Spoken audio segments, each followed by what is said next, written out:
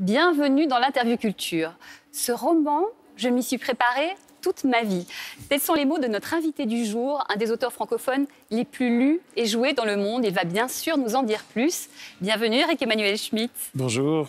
Alors, sacrée saga, La traversée des temps, Paradis perdu, le premier tome sur 8, 5000 pages au total, tout simplement. Alors déjà, ce projet général, de quoi s'agit-il ? L'idée, c'est de raconter de façon romanesque, avec un personnage, plusieurs personnages même qu'on va retrouver dans chaque histoire, l'histoire de l'humanité. C'est-à-dire comment nous sommes devenus ce que nous sommes devenus. C'est-à-dire raconter l'histoire, mais d'une façon romanesque. Et c'est une idée que j'ai eue quand j'étais jeune, quand j'avais 25 ans. J'étais juste capable d'avoir l'idée, je n'étais pas capable de le faire. Et toute ma vie, j'y ai travaillé. Donc c'est assez ambitieux quand même de raconter l'histoire de l'humanité. Légèrement. Mais en même temps, le roman, c'est toujours ambitieux, parce que le roman veut décrire la vie. Et moi, j'ai envie de décrire comment nous sommes devenus ce que nous sommes. Ouais. Vous dites que chacun des romans que vous avez faits jusque-là, finalement, vous a permis d'affiner votre style, votre écriture. Oui, devenir le maître de mes moyens. Vous savez, parce que là, il faut beaucoup de souffle.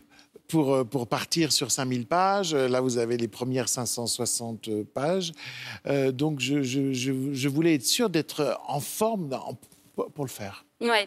Donc, ici, premier épisode. Après, on va partir en Grèce, à Rome, au Moyen-Âge, etc. Ici, c'est l'histoire donc de Noam. Vous pouvez nous le pitcher ? Noam, il a 25 ans et il va découvrir qu'il va toujours rester à l'âge de 25 ans. Mm-hmm. C'est-à-dire il découvre qu'il ne vieillit pas et il va même découvrir qu'il ne meurt pas. Et Noam va être le héros de cette longue aventure qui est l'aventure de l'humanité. C'est-à-dire qu'il va être le témoin et souvent l'acteur des grandes mutations de notre histoire. Et là, Noam se réveille aujourd'hui dans une grotte parce qu'il hiberne régulièrement. Il découvre notre monde à Beyrouth, à travers le Liban, qui est toujours le théâtre de tous les conflits du monde. Et il se rend compte qu'effectivement, quelque chose s'est passé. L'homme a peur. L'homme est en train de détruire la nature. Et il éprouve le besoin de se raconter et de nous raconter en partant dans l'avant, c'est-à-dire il y a 8000 ans, quand il était dans la nature, chasseur-cueilleur, dans un monde totalement différent. Voilà, là on était au néolithique, du coup l'histoire se passe principalement là. Noam, on le voit grandir, il y a d'autres personnages. Pas Noam, le père. Ah, le père qu'il adore et puis dont il va découvrir la perversité fondamentale, parce qu'une femme va le révéler à lui-même. Voilà. En fait, Noam n'est pas lui-même tant qu'il n'a pas rencontré Noura. Noura, c'est une femme et c'est 1000 femmes.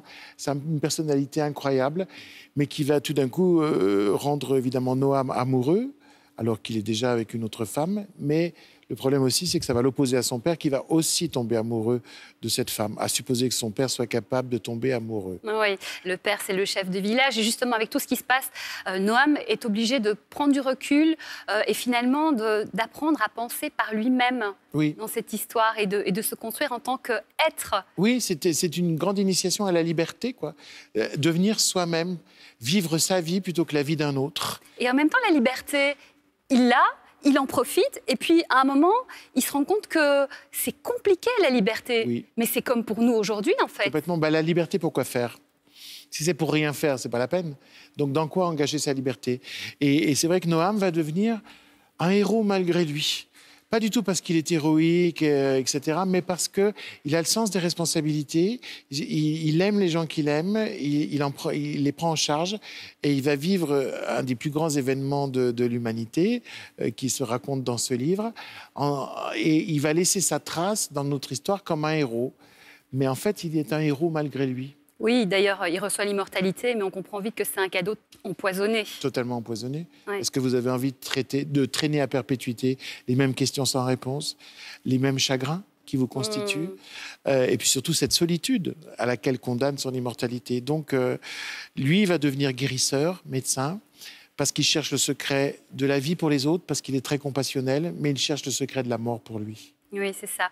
Vous l'avez un peu évoqué tout à l'heure, c'est un livre qui nous parle finalement de la folie de l'être humain Oui. qui s'est extrait de finalement sa place égale aux autres êtres. La folie géniale, hein, parce que parce que l'être humain a fini par s'imaginer supérieur à tout le reste du vivant, qu'il est devenu, mais au risque peut-être d'y laisser sa peau.